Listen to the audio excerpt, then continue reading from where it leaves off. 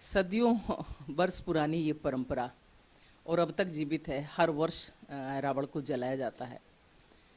तो एक तरीके से जब हम कहते हैं कि विजयादशमी में ये बुराई पर अच्छाई की जीत, लेकिन समाज के हर कोने में कहीं ना कहीं रावण है।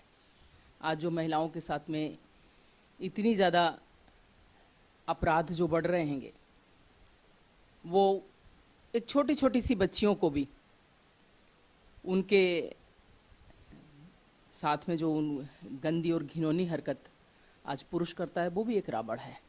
कागज के पुतले जलाना या रावण को मारना, रावण दहन एक परंपरा है और प्रतीक के रूप में उनको जलाया जाता है। आधुनिक युग में तो मेरे को तो लगता है नारियों के लिए तो रावण जो था पहले वो है, लेकिन जो आज के जो हिडन रावण है, सफ़ेद पोश जिनको कहते हैं, वो रावण पुतला दहन में चीफ गेस्ट बन के बैठते हैं। लेकिन हमें लगता है कि सबसे बड़े रावण वही हैं और रावण को संरक्षण देने वाले भी वही हैं। देखिए, अगर आत्मा को किसी को बुराई ऐसे नष्ट की जाती होती तो सैकड़ों साल हो गए, हम लोग कितने पुतले जलाए हैं, सैकड़ों पुतले जला चुके। क्या कभी रावण नष्ट हुआ है? न तो रावण नष्ट हुआ है और न रावण नष्ट होगा। हमारे शरीर के अंदर जो 10 इंद्रियां हैं वही दशानन के 10 रूप हैं। तो जितनी भी बुराइयां इंसान के अंदर वो सब दशानन ही है। तो रावण अभी मरा नहीं, रावण तो जिंदा है। जब हम अपने शरीर के अंदर छुपे हुए दशानन को मारेंगे तभी रावण मरेगा। अब एक रावण नहीं, अब तो पता नहीं गली गली में रावण है, घर घर में रावण है, और राम की बिल्कुल कमी है, कोई राम नहीं है। तो रावण का अस्तित्व है और कब तक रहेगा कह नहीं सकते हैं। किस रूप में इन दिनों आप रावण को समाज में पाते?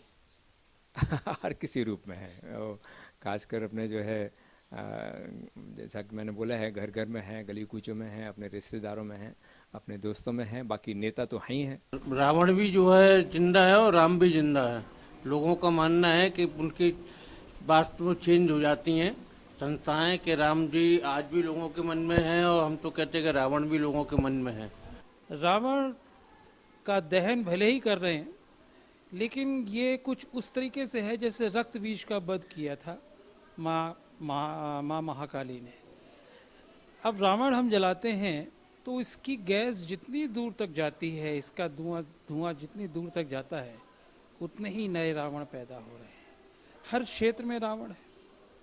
आप किसी भी क्षेत्र में ले लीजिए, व्यभिचार, भ्रष्टाचार, ये सब चीज़ें इतनी ज़्यादा तेज़ी में उग रही हैं और उगने के साथ साथ इतनी तेज़ी में वट वृक्ष बनती जा रही हैं कि समझना मुश्किल हो गया है कि कल जो छोटा था आज इतना वृहद रूप कैसे ले पाया है। तो मेरे ख्याल से तो रावण मरा नहीं है।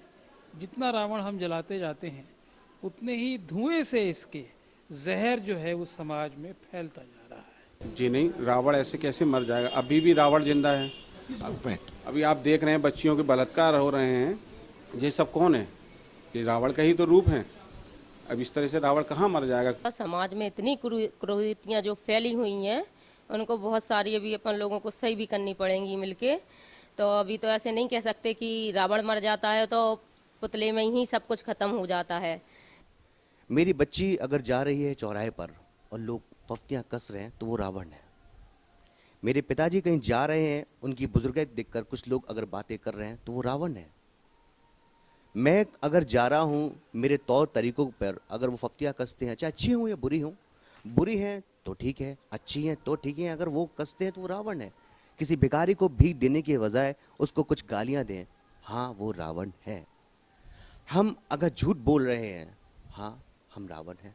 तो कौन कहता है कि रावण मर गया? सर्वप्रथम हमको अपने आप को बदलना चाहिए। और रावण जला के तो एक प्रतीक है वो।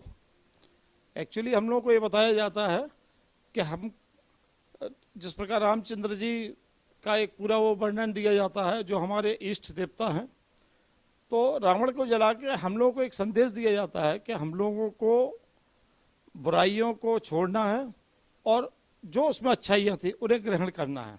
मेरे ख्याल से सभी इंसानों को, चाहे वो पुरुष वर्ग में हो या महिला वर्ग में हो या बच्चे वर्ग में हो, उन्हें अपने अंदर की जो बुराई है, बुराई रूपी जो रावण है, उसे खत्म करना चाहिए। नहीं, लोग अपने मन को शांति देने के लिए रावण को मार देते हैं, सोचते हैं कि हमने सारी बुराई को एकदम दफन कर दिया है, लेकिन ऐसा है नहीं। एक्चुअली में अपने अंदर जितना बड़ा रावण है, यदि उसकी तरफ ध्यान दिया जाए तो शायद रावण जलाने की भी जरूरत नहीं पड़ेगी। अरे हाँ, इस चैनल को लाइक और सब्सक्राइब करना ना भूलें। देखते रहिए बंजारा बीट्स।